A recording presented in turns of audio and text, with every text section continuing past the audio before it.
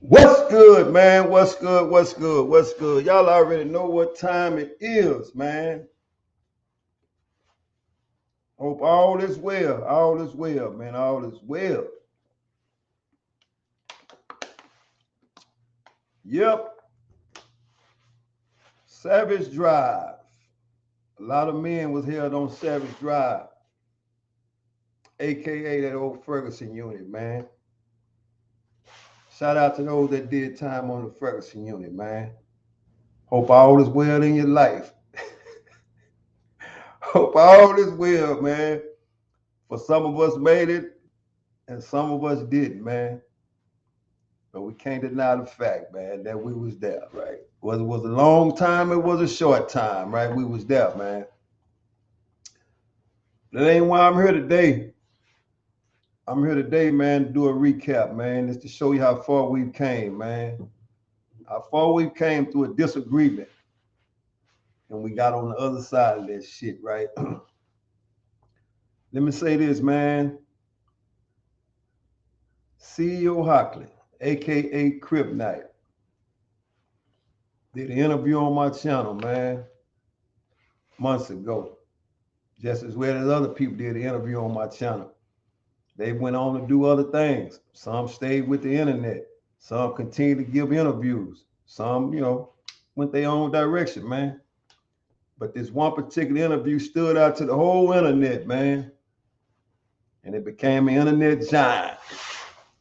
This is one for the ages. This is one for the catalog, right? This is one for the catalog, man. So I'm just giving a recap to show you how the internet can do you. It can make you, it can break you, right? Crip Night, man, born and raised in Galveston, Texas, right? Been knowing him for quite some time. Was a businessman before I even knew he was a businessman. Wrote books once he got free, but it started inside of prison. He had a dream, he put it on paper. And once he got home, he began to put it into play, right? So I can go on and on about CEO Hockley, man. Some hate him, some love him, but you got to respect him because he's going to stay down for what he put down, And for those that know him, know that. For those that don't know him, they don't know that, right? But like I say, man, on one particular day, man, I have never did an interview with him. He just decided to give his spiel on this channel. I've never pursued him to give an interview. But he gave his spiel. And like I said, spiel set the interview on, set the internet on fire, man. Everybody had something to say. Why? Because he was challenging an individual that set the lane for the Ferguson Unit, man. And that individual go by the name of Mr. OG Person, man. Shout out to OG Person, man. You created a hell of a narrative on the motherfucking internet, man. You created a hell of a narrative, man. But like we all know, man, if you the champion, you got the belt, at any given moment, it might be challenged, man. And it's up to you to accept the challenge the way that you want it to, man. But all well is well, man. And what I mean by that, everything understood don't need to be explained. Person held his own all the way to the end. Until this day, he continued to hold his own, just as well as CEO. And both of them have moved on, right? So what I want to do, man, for those that have never laid eyes on this particular interview, man, I want to shed light on it, man. Just let me play it, let you listen to a little bit of it, man. And you'll see why so many people disagree with CEO Hockley, man. But still to this day, he's still standing firm on the things that he said, right? So let me play this for y'all, man. There was OG Percy. OG What's up, Percy man? Hold wasn't up. There. Yeah. Hold up, yeah. man. Hold up. He was not over there. Hold up, man. Here we finna go down a rabbit hole, man. You gonna be considered a hater, man, when you get in that on Nah, that listen topic, here. man. Now listen, we on Ferguson Chronicles, and you say we gonna tell the truth, right? Man, this nigga Yeah, whole OG Percy was not on Ferguson when it was rocking and rolling. When it was Gladiator Unit, he was not there. You know what I'm saying? He was not there. In 2003, the state of Texas implemented a Safe Prison Act where they cleaned up all the prison systems. They did not want no more of that shit. When you come through the door, you get checked. They did not want none of that fuck, fight, or bust a 60. Remember that? Say, yeah, they did. Loud and clear. Loud and clear. Yeah, you had 3 options. You know what I'm saying? Not only told to you by inmates, but told to you by guards, told to you by lieutenants, and even told to you by some wardens. You got to figure out what you going to do at that back gate. Is you going to fight? Is you going to fuck? Or is you going to bust a 60? So this particular interview, Crib Knight was just expressing his time spent on the Ferguson Unit, right? Not that he was down playing OZ Percy time spent there, but we all have our personal opinions on situations, right? But we all know this here too. Opinions are just like assholes. Everybody got one of them. That don't mean that he was telling the truth. That don't mean that he was lying. He was just giving his spiel, right? And people took off running with that. And were literally mad and upset. And some was willing to go the distance. In other words, I can remember we did a live, man, and the man, he was calling in from Georgia. And he swore up and down that he was gonna bust Crib Knight head to the white meat for speaking on the Percy situation, right? Like I said, that don't mean Crib Knight was telling the truth. That don't mean he was lying. He was just speaking to what he's been through, right? And for people that have never been there, they don't know the truth. They don't know the truth. They just hold on to a narrative that was created by an individual, right? And here comes Kryptonite to refute what OG was saying, right? And people didn't like that. But keep in mind, the reason why I'm going back on this video right here is to show you that we can all disagree, and we don't even have to agree, but we can get past it. So shout out to OZ Person, man, and Crib Knight for getting past that, because they didn't need no referee, they didn't need nobody to come to their aid, and ain't no one person fixed this but those 2 individuals, man. So shout out to them, right? So let me play this again. You know what I'm saying? That was your only 3 options when you coming up in that prison system in the 90s, right? And in 2003, they wanted to get rid of that. You know, the same way they do no bullying and nothing, right? Or nothing like that. So, man, that nigga Percy came to Ferguson in 2008. He came to Ferguson 5 years after this was implemented, after they cleaned up the prison, and he only had 5 years. You know what I'm saying? Come on, man. Yeah. That nigga wasn't over there, my nigga. And nobody you call from Fort Worth, now I'm telling you all the problems and all the G's that I dealt with from Fort Worth. Nobody know him, right? But he's online every day lying. You know what I'm saying? He's using that he was on Ferguson at a period of time, but he making it like he went through what we went through. You know what I'm saying, nigga? Let's talk about the fact that what Crib Knight said, what we went through. What we went through. And what he's speaking on were the men that he stood back to back with. That's what he was speaking on when we went through. Not to say he needed a team of people to do what needed to be done if he got in a jam. It was just what we went through as a unit, same as if you was in the army. We, speaking of fellas that's been in prison and it has bonded. And if you get into a ride, I'm riding with you. That's what he meant when he said we went through. It's not that they needed a team to do anything. We went through, meaning, you know what? We've been here a long time. We represent the same thing, and we are the same color. So that's the we he's talking about. Let's continue. Using Suge name, talking about Suge gave him the keys. How the fuck Suge gave you some keys? Suge been on Ferguson since 1993, right? By time Percy get there, Suge been on that motherfucker what? 93, 2000. Suge been on Ferguson for 15 years. Man, niggas ain't fighting and holding keys. Suge trying to come home. Suge trying to take care of his business. Ain't nobody giving no nigga ain't no keys. Ain't no key. Okay. Let's speak of this here. Suge was a well-known inmate on the Ferguson Unit, right? He had been there for quite some time. Born and raised in Fort Worth, Texas, right?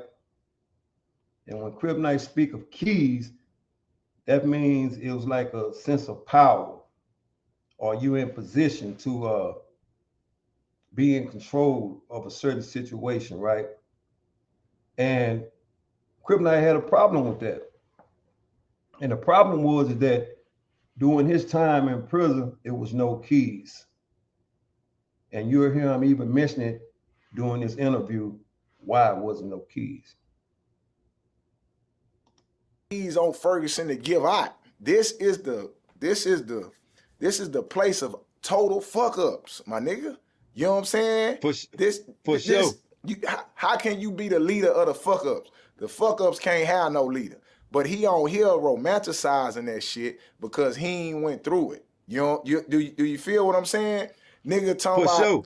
Listen, man, nigga talking about he was 30 feet on your channel is the realest interview OG Percy gave, right? Right here on this channel, he gave a real interview. He went to Ferguson at 34 years old in 2008, and he didn't know how to fight at 34 years old. We went around one time in the gym, simply because he told me what I was doing in the corner, shadow boxing wasn't gonna work over here on Ferguson. And I'm gonna tell y'all something, to be honest, and I hate to admit this, Nate boy was right. Now, what Percy's speaking of is that he was in the corner about, in the corner shadow boxing, right? I don't know the individual that he's speaking of that he said was right. But I will say this, the Ferguson Unit was about tested individuals when they come through the door. Some got battle tested, some didn't. And those that didn't get battle tested were labeled as dudes that was gonna ride. They was gonna pay money to other inmates for protection, right? And what Crip Knight was speaking about was that the Safe Prison Act came into an effect where they had did away with all of that, right? And I think that was the part to where certain people misunderstood that the rat on the wall, as they called it, got rid of all the extortion people, right? Or the people that was hogging. I don't know, I wasn't there at that particular time, but I will say this, prison is prison. And predator inmates will find a way to get paid by other inmates. Let's hear the rest of this. You dig what I'm saying? Nate boy was right. The shit that I was doing in that county, little shit that I did, thought I knew, that I learned in the county and over the years to it, I might as well take that little piece of book and ball that paper up and throw that shit in the trash. Shit don't work on Ferguson. Hollywood, at 34 years old, you don't know how to fight? Come on, man. That's how you know the penitentiary was friendly back in that time. Yeah. You know what I'm saying? He bring up all them names of people that had been there, but they was past that fighting shit. When you went to Ferguson, how old was you when you went to Ferguson, Hollywood? I had to be at least 19 or 20. I went there at 19. Listen, man, ain't nobody 34 years old running no penitentiary. You a senior citizen at 34. He talking about he That's finally, facts. that's facts. He talking about he finally made it to the big house at 34 and he was getting it on. Man, nigga would have beat Percy back to preaching. Yeah, it's no way that nigga would have got beat back to prison, man. There's no way that he could do that. Now, I get it's the internet, and Now, like I said, I wasn't there when the rat on the wall and all that shit took place, right? But Crip Night, what he's speaking of is that certain things that Percy didn't, Percy said he couldn't even remotely imagine in his mind that this was happening during his time, right? But you got to remember, man, that between the time that we were there and the time after we left, I can't say that it wasn't happening or it was happening, right? But as you see, Crip Night said that this is the internet, and you can be all you can be, right? And it ain't to say that nobody's lying, nobody's telling the truth on this internet second. It's whatever you feel like gonna get numbers. That's what people talk about. And the reason why I'm playing this video today, or I'm doing a recap on it, is because I want to just show people that drama is what brings other people in, right? And it's not to make no one look bad, Percy nor Crip Night. It's just that drama is what happens on the internet, right? And as you can see, Crip Night was challenging the drama. And during his time, his process of challenging the drama, he had to deal with internet drama. And in his pursuit dealing with internet drama, he created a lane for himself on the internet. But on the back end of that, he had to also deal with the questions where people say you hating on this individual, you hating on that individual, right? But to neutralize that, he has CEO at hand too. Let me play this. I get that I'm a hater from saying that and speaking the truth, right? That, hey, he's lying and he's entertaining people, right? I get it, I'm a hater. But listen, my nigga, how you ran Ferguson, right? And you was the leader and you ain't take no losses and you ran shit, right? But you get out and the light bill beats you up. You can't make one car note, it beats you up. How gangster is you? Nigga, you know what I'm saying? This nigga 54 years old, living at his mama house, telling lies on the internet about being a real nigga. And he done disappointed everybody who ever depended on him. His kids, his mama, his daughter. Now that part is what got Crip Night all the hate. Everybody on the internet circuit hated him for that particular part, I think, right? But also you had some people that was in the wings, was waiting for somebody like Crip Night to come along and to challenge OG Percy. All because they couldn't bring themselves to say the words that Crip Night said, right? So when that happened, in my personal opinion, CEO Hockley was born on the internet. This interview right here gave him his lane and his power on the internet that he possesses now. He has created his own algorithm where people that can love him or they can hate him. But you can't deny that he's created his own algorithm. And like I said, this recap is not to open up anything other than just dialogue. This is dialogue. And the reason why I'm playing this back is because I want people to understand that you can get past your differences. What I mean getting past your differences, that your character is going to be tested at any time and point. Your character will be tested. And on this particular interview, OG Percy's character was tested. But he came to the ring and defended himself. But the end result was this: is it's okay to disagree to agree. Right? He had what he had to say, and he said what he said.